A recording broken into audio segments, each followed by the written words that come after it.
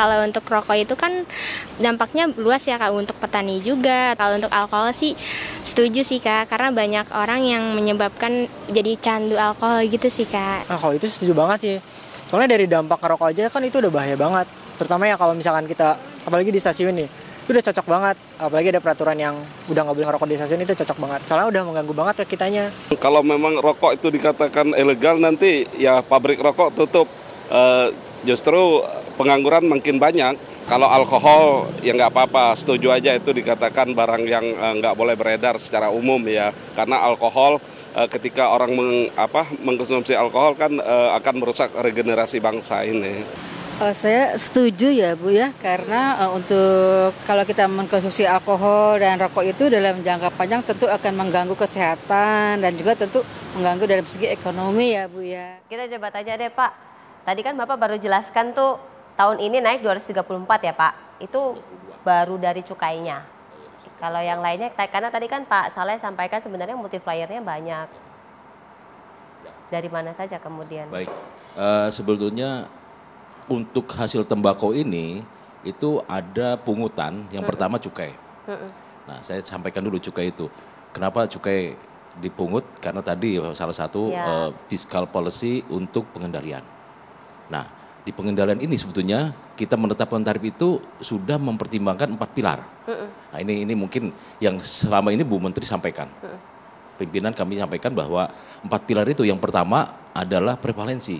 Jadi kami juga masukkan ke sistem kami berapa sih prevalensinya?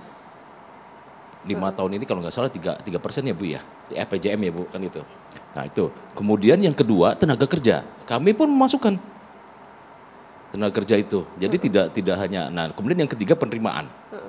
Nah penerimaan ini 3 ini kemudian akan optimal kalau harus penanganan rokok ilegal dengan baik. Jadi 4 pilar inilah yang kami artinya kita lakukan untuk melakukan optimum penerimaan. Jadi bukan ansih penerimaan sebetulnya, kami juga memasukkan itu.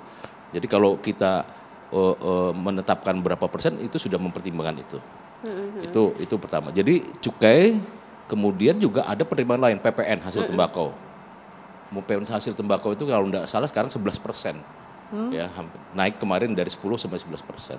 Itu semuanya. Yang kedua, yang ketiga ada pajak rokok yang dihitung dari 10% semuanya dari cukai. Bisa bayangkan berapa? Banyak ya? Banyak dari situ. Belum lagi nanti ekonominya. Jadi saya kira ya memang untuk penerimaan ini cukup besar. Ya, gitu Pak. Jadi sekali lagi kami tetap bukan hanya penerimaan, walaupun kami fiskal, tapi di Undang-Undang Cukai sendiri itu bunyinya untuk pengendalian, untuk mengendalikan konsumsi. Salah satunya itu. Jadi ada 4 karakteristik. Mungkin itu. Jadi sebenarnya sudah diupayakan, tapi masih belum cukup ya Bu, sehingga kemudian ketika itu di draft masuklah pasal yang kemudian dibahas ini Bu. Ya sebenarnya kan kalau kita balik lagi lah ke RUU itu sebenarnya tujuannya kan bahwa kita menyatukan beberapa aturan-aturan dan sekaligus bahwa RUU kesehatan itu kan secara general garis besar ya. Jadi dan pasti akan ada aturan di bawahnya. Makanya tadi kita melihat bahwa WHO sendiri juga menggolongkan zat adiktif itu tadi termasuk psikotropika yang di bawahnya ada narkotika, kemudian obat-obat penggunaan zat adiktif lainnya ya. Kemudian juga ada zat adiktif yang termasuk tadi adalah alkohol, kemudian tembakau dan turunannya. Jadi kita sebenarnya penggolongan ini secara kaidah internasional lah ya, artinya sama sebenarnya. Walaupun memang tadi disampaikan bahwa undang-undang untuk psikotropika akan berbeda dan perlakuan untuk alkohol dan kemudian untuk tembakau itu pasti berbeda seperti itu. Ya. Ketika proses penyusunan itu apakah sudah dimintakan masukan begitu Bu dari pelaku industri yang ada di ekosistem pertembakauan? Ya sebenarnya kami kan melakukan diskusi dan harmonisasi dengan kementerian dan lembaga yang terkait ya tentunya. Saya lupa persis apakah waktu itu kita melakukan diskusi dengan stakeholder terkait tentang tembakau ini ya. Tetapi tentunya di dalam beberapa pembahasan misalnya dengan cukai ataupun pengaturan. Kemarin kan juga kita sempat mau merevisi ini Pak Saleh, PP 109 yang tentang tembakau ya. Nah, ini kan juga masih belum selesai nih, PP-nya ditunda karena RUU kesehatannya mau dibahas terlebih dahulu. Tapi kami sebenarnya pengen mengingatkan ya bahwa prevalensi merokok ini bukan hanya pada orang dewasa. Pada usia remaja di bawah 15 tahun itu naik terus nih Pak. Dari kemarin yang 7% sekarang 8,8%. Bahkan anak-anak SMP itu dari survei yang dilakukan sudah menggunakan rokok elektrik. Terus ditambah lagi nih, bukan hanya berdampak pada yang merokok, tapi perokok pasif pun juga akan berdampak. Dan juga akan terkena pada anak-anak usia balita. Nah ini yang tentunya harus kita jaga tentunya. Jadi memang tugasnya menjaga. Pak Yamin, masih bersama kami ya Pak Yamin? Ya masih. Pak Yamin ketika kemudian sudah membaca draft RUU-nya, apakah sudah dilakukan upaya seperti memberikan masukan-masukan secara tertulis? Kami sudah memberikan masukan secara tertulis. Di daerah, kami itu mengumpulkan petani, kami datang ke DPRD, juga menyuarakan ke Bapak Bupati, agar persoalan yang ada di dalam pasal 154 ini, khusus sembako, bisa dihilangkan. Udahlah, kita nggak usah bicara tentang undang-undang omnibus law, tetapi kita pakai undang-undang yang dulu saja sebenarnya sudah selesai. Karena di dalam undang-undang kesehatan yang dulu itu kan tidak ada yang ngatur masalah tembakau. Tapi kenapa di dalam omnibus law itu justru itu dimasukkan? Dan di dalam pasal berikutnya, kalau kita lihat semuanya kan, di dalam pasal 154 termasuk standarisasi kemasan.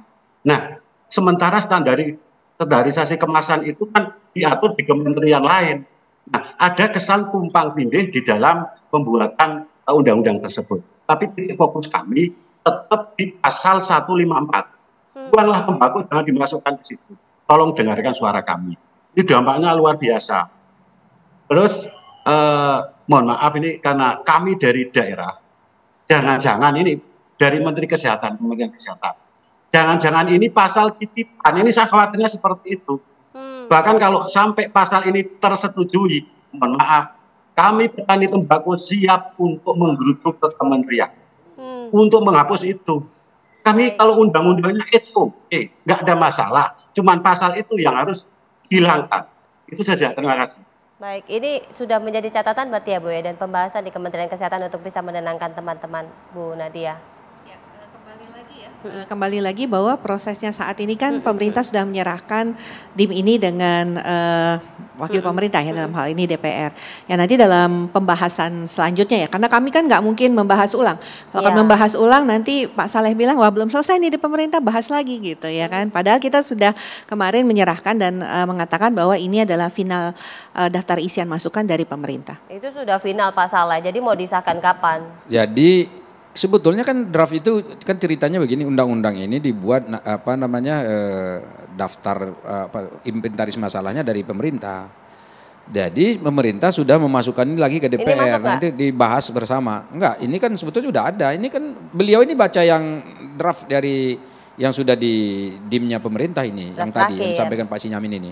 Jadi begini sebetulnya. Jadi kalau misalnya kita ingin mendengarkan aspirasi yang disampaikan, itu sebetulnya cuma sederhana saja, tinggal memisahkan tadi aja, normanya itu dibedakan gitu. Supaya tadi apa? Supaya yang rokok ini tetap tidak merasa ditinggalkan. Saya tentu sebagai orang yang bekerja di bidang kesehatan ini, tentu berkepentingan juga supaya rakyat kita sehat semua. Tapi jangan sampai ada juga yang merasa ditinggalkan. Ini Indonesia kan milik bersama. Jadi kalau milik bersama kita buat aturannya itu juga aturan yang menguntungkan semua pihak. Itu masalahnya di sini saya kira. Jadi kita tidak bisa melemparkan ini tanggung jawabnya Kementerian Kesehatan, enggak bisa. Ini tanggung jawabnya pengusaha, enggak bisa juga. Jadi semuanya harus tetap didudukan. Nah sekarang begini pertanyaannya, bagaimana sih komposisi di DPR sekarang ini di panjanya? Berapa yang mendukung, berapa yang menolak, berapa yang gitu. Nah sebetulnya di sana masih beragam juga. Karena di tempat kami ini sekarang di Komisi 9 itu yang khusus di Panja ini banyak juga yang dokter. Ya kan, banyak orang yang kesehatan. Ada juga yang pengusaha. Ya kan, ada yang politisi tulen, murni, ada yang akademisi. dan macam-macam. Jadi dari berbagai macam latar belakang itu tentu perspektifnya pun pasti akan berbeda. Sampai hari ini perspektif itu masih beragam. Tapi apa yang disampaikan Pak Sinyamin ini juga sudah menjadi salah satu buah pikiran kita bagaimana supaya semuanya terakomodir dalam undang-undang ini begitu. Jadi bagaimana kemudian memfasilitasinya sesaat lagi tetap bersama kami.